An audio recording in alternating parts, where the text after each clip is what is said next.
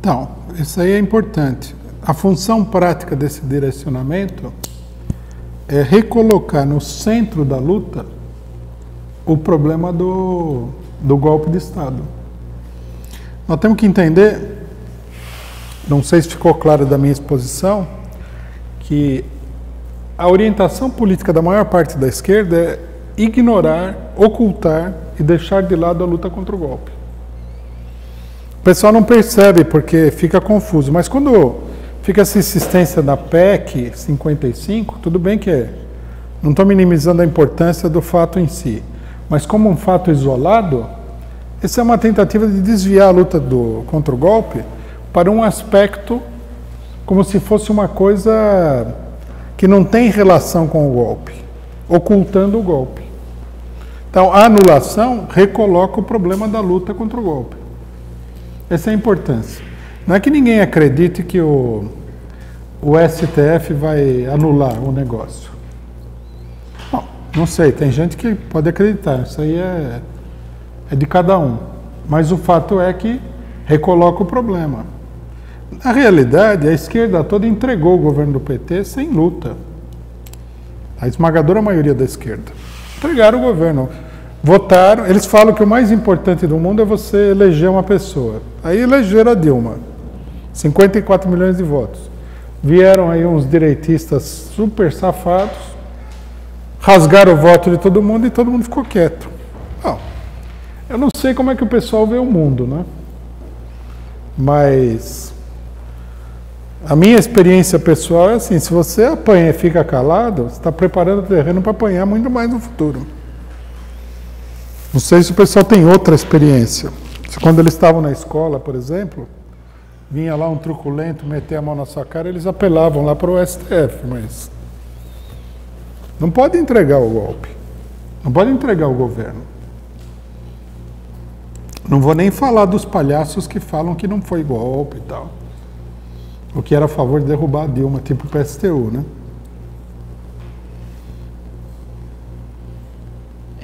Comente, por favor, sobre o ato do dia 4 de dezembro, convocado pelos direitistas do Vem Pra Rua. Eles estão tentando manter a mobilização, né? Fizeram o ato no dia 20 de novembro, que foi uma provocação, mas foi o ato para apoiar as 10 medidas, né? Que mostra bem o significado desse movimento aí. A esquerda tem que se mobilizar também, né? Esse que é o problema. Tinha o ato marcado aí, o ato foi marcado para uma data posterior. Eu acho que teria que ser... Nós temos que nos concentrar em aumentar a mobilização, que não está tendo. Agora, para aumentar a mobilização, é preciso clarear o panorama político, porque do jeito que está, o pessoal não vai se mobilizar. Tá tudo, criou-se uma dispersão. Uma parte se mobiliza contra a PEC, como se fosse um assunto de estudantes, etc. e tal. Outra parte está se mobilizando a favor da Lava Jato. Agora querem colocar o impeachment do tema. Isso é uma confusão total, né? Desse jeito não vai para lugar nenhum.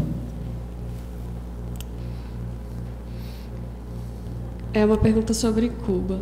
Como ficará a Revolução Cubana ou o próprio país nos próximos anos com a morte de Fidel e considerando que em 2007 serão realizadas novas eleições? A revolução pode evoluir ou haverá um retrocesso?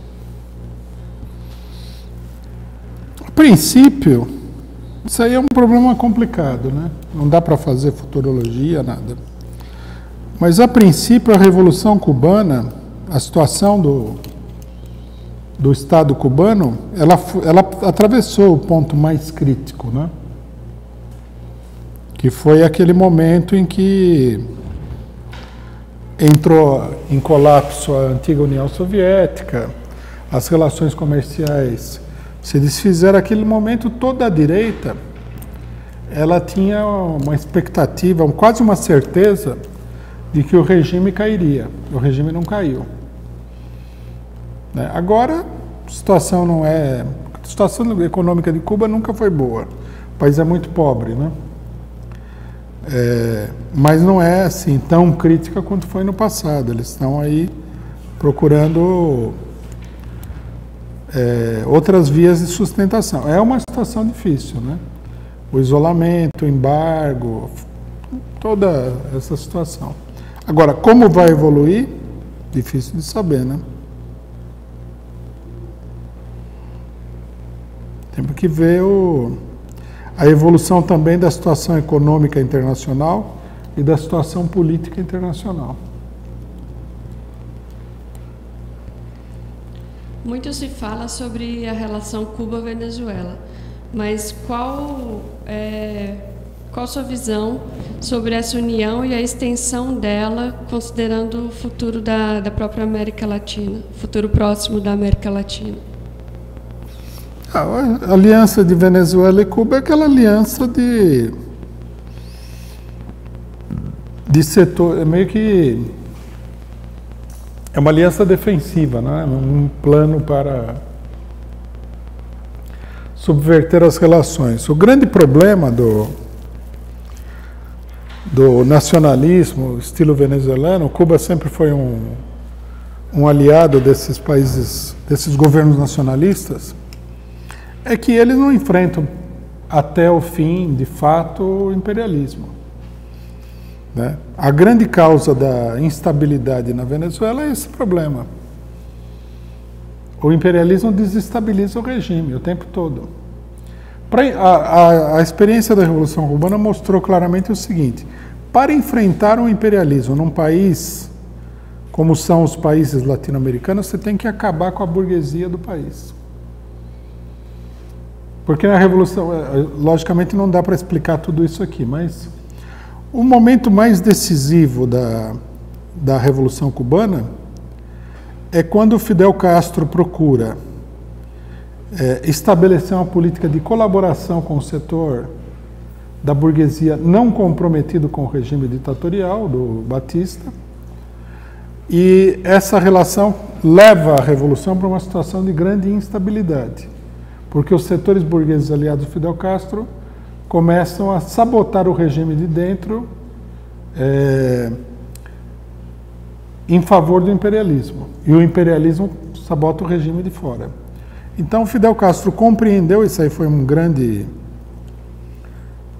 grande evolução sob pressão das circunstâncias, que ele só poderia conter a ofensiva imperialista se ele acabasse com a raiz, arrancasse pela raiz as bases de sustentação do imperialismo dentro de Cuba. A gota d'água, isso aí foi um processo que foi evoluindo, né? E a gota d'água que foi? Foi a invasão da Baía dos Porcos.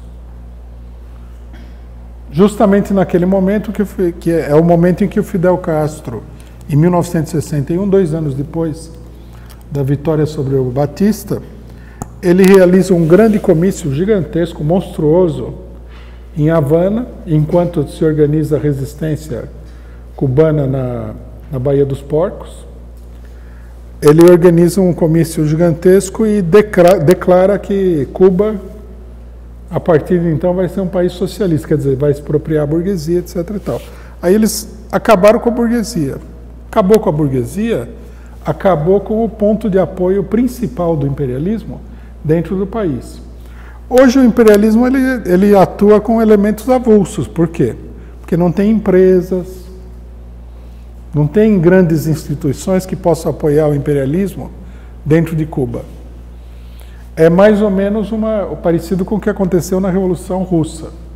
Na Revolução Russa, o governo de Lenin e Trotsky acabou expropriando os capitalistas, porque os capitalistas eram um ponto de apoio da contra-revolução que estava em luta contra a União Soviética.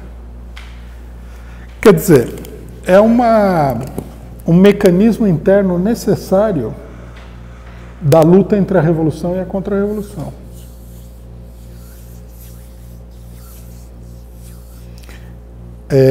Bom, por que eu falei tudo isso daí? Antes que eu me perca. Na América Latina, você vê, o governo do PT. O governo PT era muito frágil a ofensiva do imperialismo, por quê? Diante da ofensiva do imperialismo, por quê? Porque a burguesia brasileira toda estava apoiando o imperialismo, o grosso da burguesia, Fiesp e tal. Não há... Uma coisa que nós todos precisamos entender é o seguinte: não há como derrotar o imperialismo sem derrotar aqueles elementos que são ponta de lança do imperialismo dentro do país. A Fiesp, os banqueiros. Porque a gente fala assim, o MBL é a direita, mas quem que sustenta esses flagelados da política aqui? Todo mundo viu, pessoal. Esse pessoal do MBL, esses são os coitados. Eles não conseguem nem falar direito. Agora, você entra a Fiesp aí, derramam dinheiro, até o ser mais incapaz do mundo faz milagre. Esse é o verdadeiro poder do imperialismo. Porque se no Brasil não fosse que nem em Cuba, não tivesse a burguesia local e o imperialismo começasse a financiar o MBL ficaria muito desprotegido, seria como esses dissidentes cubanos aí financiados pelo imperialismo. Aquela mulher que veio aqui, que o PSTU adorava ela, como é que era o nome dela? Era que nem essa mulher aí, blogueira, né? Aí dá dinheiro para ela, mas não tem empresa de comunicação, não tem Rede Globo em Cuba. Então ela faz um blogzinho, por mais que o imperialismo ajude, faz um blogzinho. Cuba a internet é ruim, né? Porque não tem dinheiro para investir. Agora no Brasil não, no Brasil não é uma blogueira.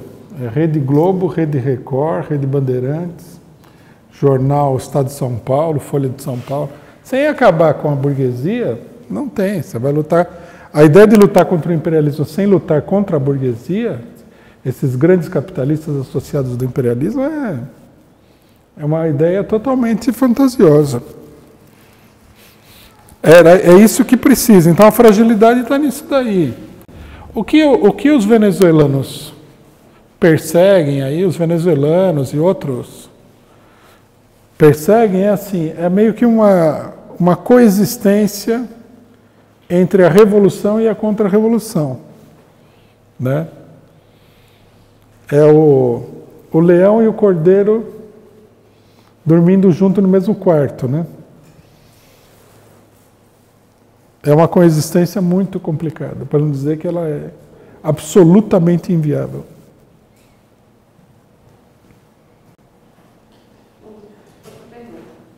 Ao invés de falar direita e esquerda, não seria mais apropriado falar sempre em burguesia e proletariado?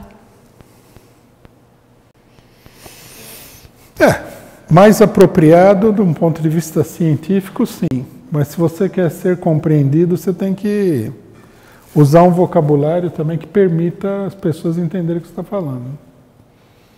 Mas esquerda não é proletariado e direita não é burguesia, necessariamente. Tem setores da esquerda que não são proletários e setores da direita que não são burgueses, né? Então, tem que levar em consideração isso daí. Não é exatamente a mesma coisa. A definição de classe é a definição correta, rigorosa, séria. Mas você tem que usar outras coisas porque você tem que se comunicar. Você fala uma coisa que a outra pessoa tem que ser capaz de entender, né? Qual será a posição do PCO caso o Temer caia? Não, vamos continuar com a mesma posição, porque se o Temer cair, não vai ser a Dilma nem o Lula que vai cair nesse processo que está aí. Não vai ser nem a Dilma, nem o Lula, nem o PSOL, PSTU, nem nós que vamos assumir o poder. Então, nós vamos denunciar que é uma manobra no sentido de, não só de reorganizar o governo golpista, como de aprofundar o golpe.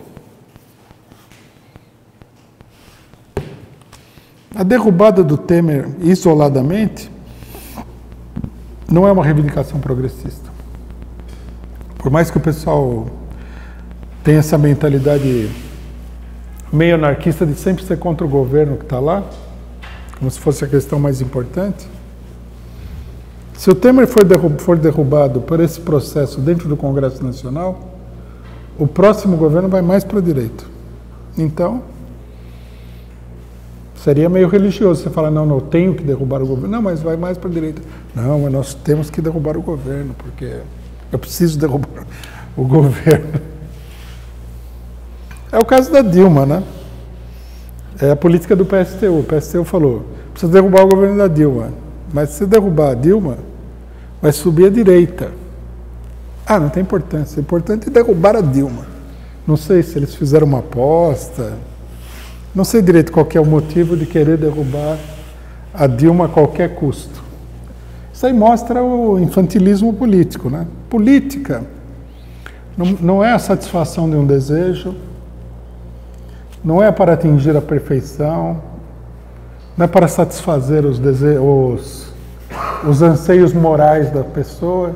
Se a pessoa cai nessas coisas, vai ser inevitavelmente manipulado. A política é como uma guerra. Você tem que saber com quem que você está lutando e quais são os movimentos que permitam se defender, avançar, progredir e tal. Tem que ser feita com a cabeça, não pode ser feito na base da emoção. E a pequena burguesia brasileira, a de direita não vou nem falar, mas a da esquerda também, está tomada por uma histeria política. Toda hora você vê alguém tendo um ataque histérico.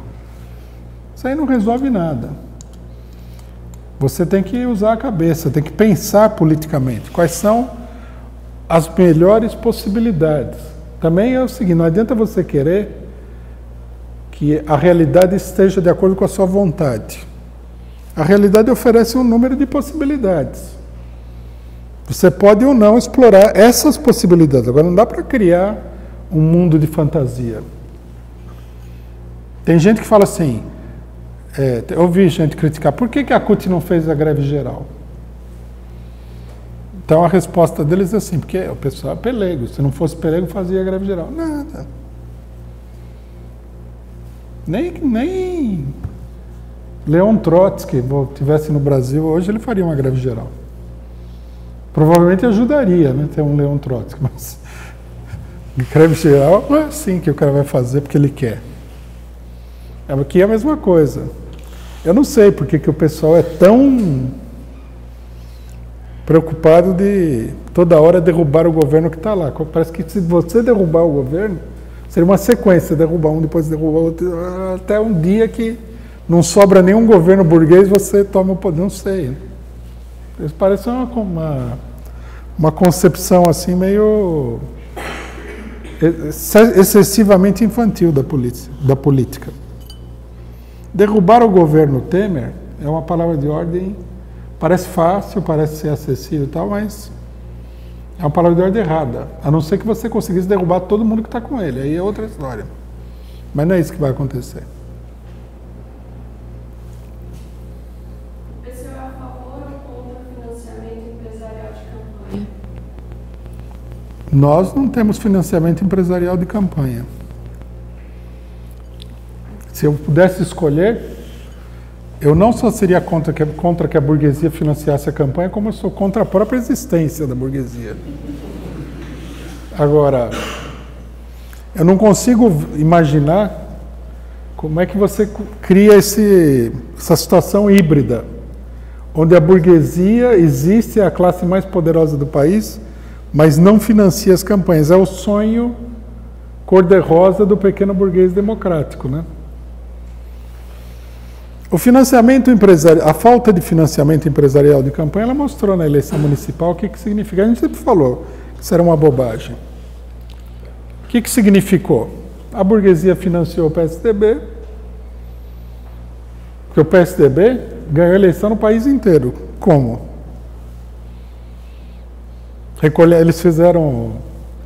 Eles compraram aquele porquinho, aquele cofrinho de lata, e passaram por aí recolhendo moedinha, me desculpe, mas não dá para acreditar. Agora, o setor da burguesia que financiava o PT, esse aí ficou assustado de financiar o PT. Aí que tá, né? O PT descobriu que isso era uma armadilha. Essas são fórmulas assim, que é uma utopia política, uma coisa que não existe, não vai acontecer. Agora, independentemente desse problema do financiamento, o que nós somos absolutamente contra é que o Estado controle os partidos. Esse tipo de regime político não é democrático. E a esquerda pequeno-burguesa, ela tem uma tendência a fazer com que o Estado controle os partidos. Por exemplo, para exemplificar bem isso daí, que eu acho que muita gente não entende. Nós do PCO, nós consideramos que é uma ditadura o fato do STF ficar vendo as contas do PCO, regulamentando como que a gente pode receber contribuição de campanha e como que a gente não pode. É uma ditadura. O que o STF tem a ver com o PCO? Nada. Agora, aí alguém fala assim, mas tudo bem, o PCO não teria problema, mas e o PSDB? Mas, meu amigo, o PCO eles vão controlar, o PSDB não. Tá cheio de veja só como é que funciona o regime. Está cheio de loucura de todos os partidos políticos. Teve partido aí que teve até o assassino da motosserra. Tem traficante de droga. É um partido mais doido que o outro no sentido da máfia criminosa, não é? O PCO não tem nada disso. Pois os juízes do STF não colocaram em pauta a cassação do PCO? Vai caçar o partido que não tem traficantes de droga, que não está no governo, que não recebe dinheiro de empresário, e o resto tudo não é caçado. O pessoal não está vendo a reformulação da lei partidária? Precisa acabar com os partidos porque são partidos de aluguel. Pô, então tem que acabar com o PSDB, PMDB, PP, DEM. Acaba com esses aí, pô. Isso é um antro de podridão. São os partidos mais podres do mundo, não é do Brasil. Mas não, eles vão acabar com o PCO, PCB, PSTU, PSOL. Pô, não sei. Sabe o que acontece? A gente precisa discutir, porque o pessoal tem muita gente que é muito ingênua nesse negócio da lei.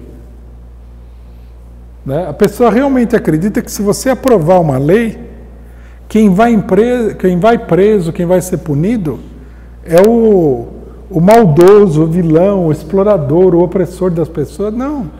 Cada lei que você aprova para punir, quem paga o pato é o cidadão lá da Cidade de Deus, da Rocinha, da favela de Higienópolis aqui em São Paulo. É o pobre. Não tem, a gente tem que lembrar o hino da Internacional, né? O Estado esmaga o oprimido e o crime do rico a lei encobre. Será que o pessoal não percebe? Depois de, 10 mil anos de civilização, não conseguimos entender isso aí até agora. Nós vivemos numa sociedade de classes. A burguesia domina. Na sociedade de classes, é como diz o hino da Internacional, o Estado esmaga o oprimido. Se ele é bandido, pior para ele, porque se ele for obrigado a recorrer a um negócio que, inclusive, deixa ele numa posição moralmente mais frágil, aí que ele é esmagado mesmo. Mas se ele não for oprimido, também vai ser esmagado. Essa aqui é a realidade. Sobre o negócio dos partidos é o seguinte. As 10 medidas, elas introduzem uma coisa que não existe hoje em dia, que é a cassação dos partidos por corrupção.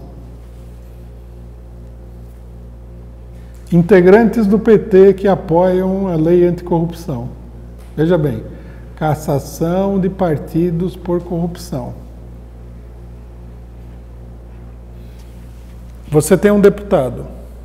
O deputado é corrupto. Se eles conseguirem qualquer brechinha, o partido vai para o saco. Isso daí está sendo apoiado pela turma do Tarso Genro, Muda PT, e pelo PSOL. Não esquecer disso daí.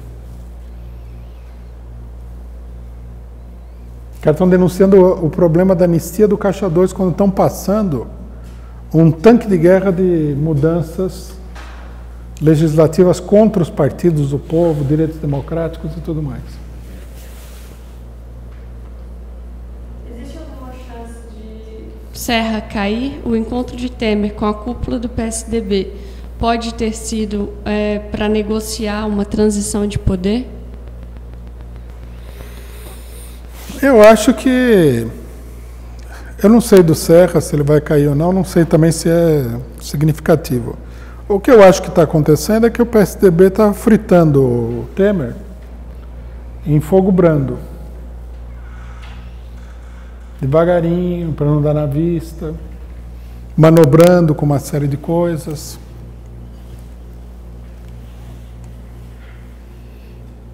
Esse me parece ser o sentido geral da coisa, né? Aí, logicamente, eles fazem reunião, asseguram que o Temer está tudo tranquilo e tal, que significa que eles deixaram para derrubar ele em janeiro. O fato é que a situação é muito instável e a política do PSDB é de derrubar o Temer. Se for possível e tranquilo, eles vão fazer isso aí. Com a ajuda de setores do PT e do PSOL. Aí a população vai achar que a subida do Fernando Henrique Cardoso ao governo foi uma vitória popular. O que seria maravilhoso para todos nós. Imagina essa confusão.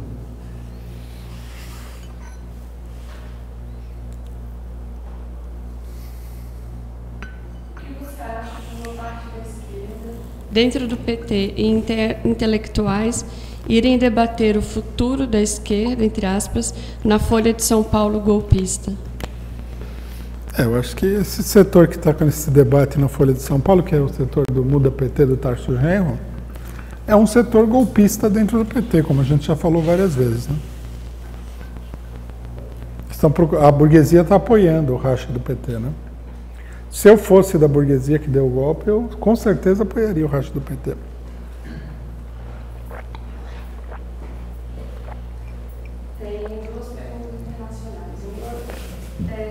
Sobre o que está por trás da recontagem dos votos nos Estados Unidos, e aí considerando que a candidata do Partido Verde já entrou com ação para a recontagem dos votos em 3 estados.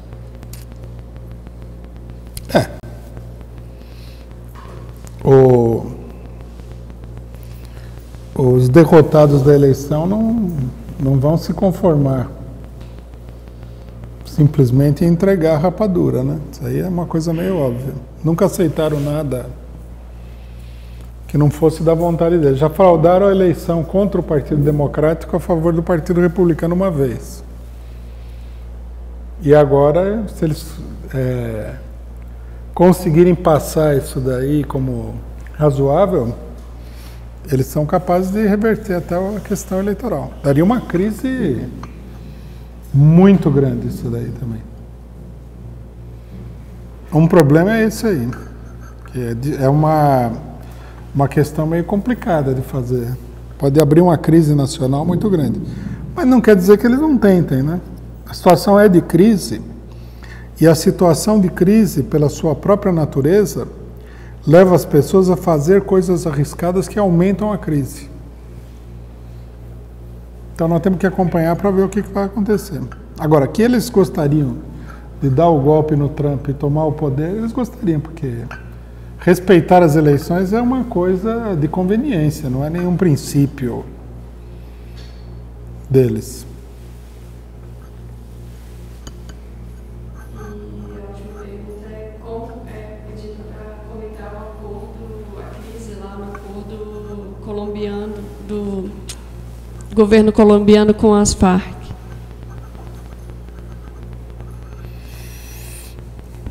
O problema é que a direita colombiana, o regime político colombiano, primeiro, é muito direitista. E a direita é muito forte.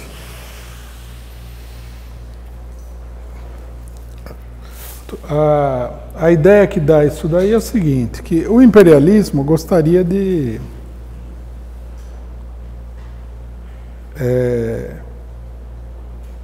um setor do imperialismo gostaria de integrar as Farc no regime político normal. que eu acho que isso daí vai ser uma grande armadilha para as Farc. Eles estão achando que isso, veja bem, na hora que estão dando golpe de Estado no PT no Brasil. Que eles vão lá, que eles vão se constituir como partido e tal, vão ganhando as eleições, aquela coisa, aquele sonho, né, eleitoral. Agora, um outro setor do imperialismo é contra isso daí. Porque há vários motivos aí, né? Primeiro que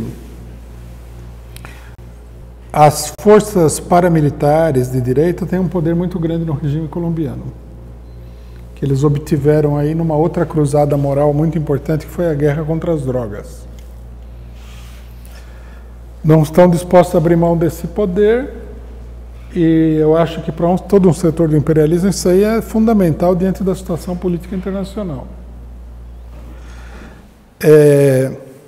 E segundo, nós temos que entender que o regime colombiano, que é uma ditadura, apesar de ter eleições, ele é um regime sem esquerda.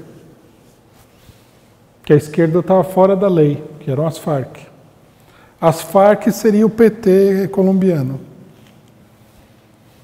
Então, a integração da esquerda ao governo cria uma contradição muito grande dentro do regime político. Ao regime cria uma contradição muito grande dentro do regime político. Pode, inclusive, levar a fortalecer a esquerda, porque o regime é frágil.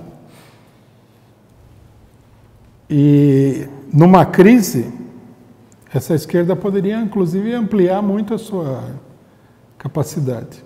Quer dizer, são contradições, né? A situação comporta muitos problemas e perigos, tanto para a esquerda como para a direita. Por isso que está esse impasse. Eles não conseguiram solucionar esse problema. Mas eu acho que a tendência é que o acordo seja feito. É um problema ter um grupo guerrilheiro, ainda que o grupo esteja debilitado. Isso daí mobiliza recursos daí numa escala que é ruim para o governo. Ruim, inclusive, para a economia. Isso aí mereceria uma análise mais cuidadosa da situação, né? Para ver o nível de desagregação do regime e tal. Para as Farc, o que isso representaria? Então, para as Farc, a ideia das Farc é o seguinte: eles estão debilitados. Tem que levar em consideração o seguinte: travar uma guerra contra um Estado nacional é uma coisa muito pesada. Então, eles chegaram num ponto em que eles consideravam que a melhor política seria se legalizar, participar das eleições e tal, participar da vida política do país. Me parece ser um cálculo assim, desse ponto de vista razoável, né? Que eles estão numa situação delicada, o acordo abre a porta para um outro tipo de desenvolvimento. Só que eu tenho a impressão, já tinha a impressão quando eles começaram a fazer o acordo, de que o regime não consegue assimilar as Farc. E a manifestação da direita parece indicar esse problema aí. Então, o acordo pode ser uma grande armadilha para as Farc. Tudo indica que, efetivamente, é uma grande armadilha mesmo. Bom, eu não sei se alguém aqui tem alguma... Nivaldo. Pode ir.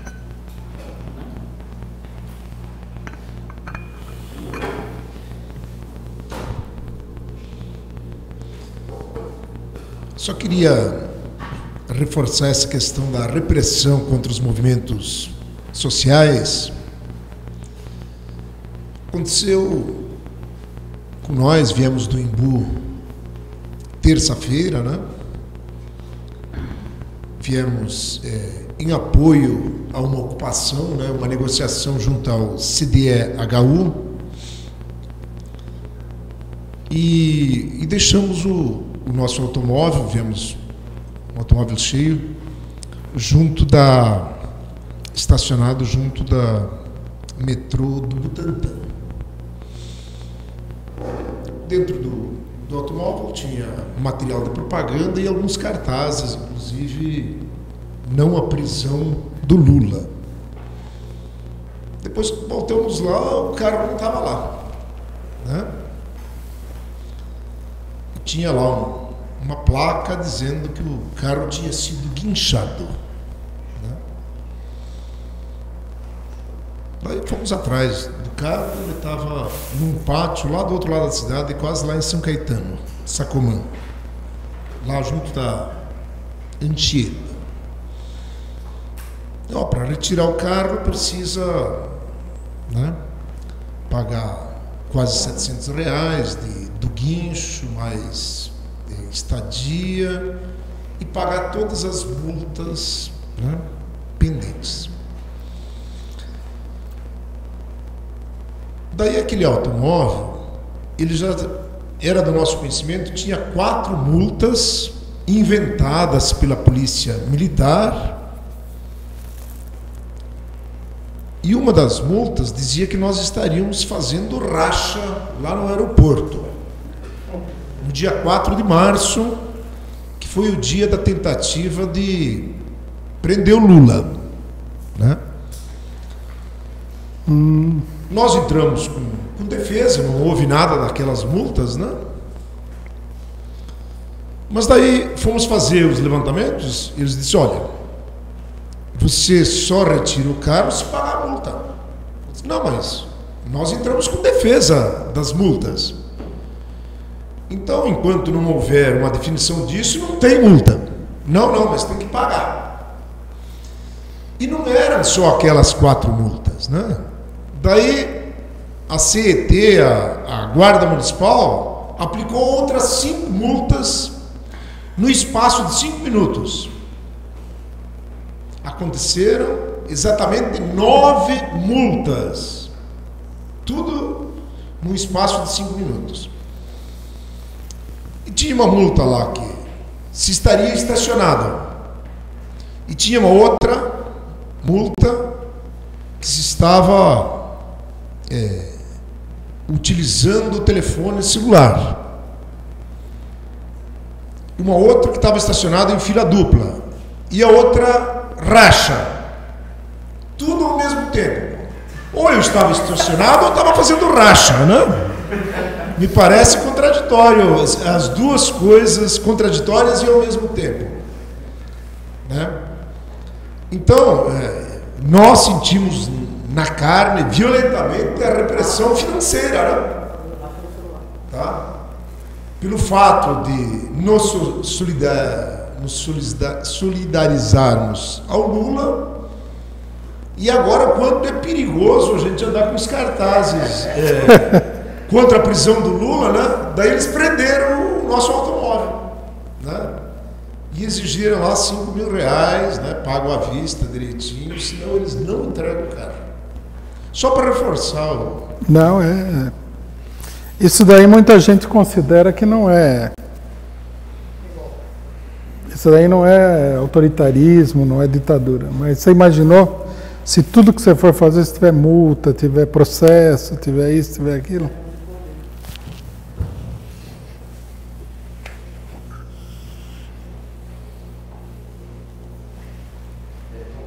Sobre esse problema também do Congresso, só para a gente depois analisar, né? Além das medidas e das chamadas medidas contra a corrupção e da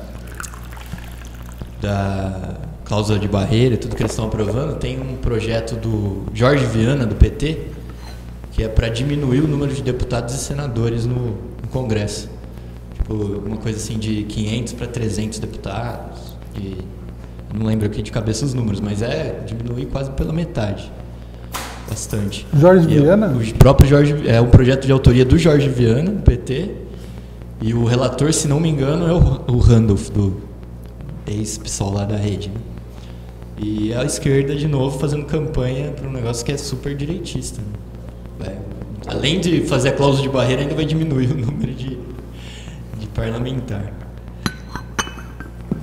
Isso aí você fica até meio pasmo de ver, né? Não dá para atribuir essas coisas simplesmente a ignorância e burrice, né? Lógico que isso aí tem mais por detrás disso aí.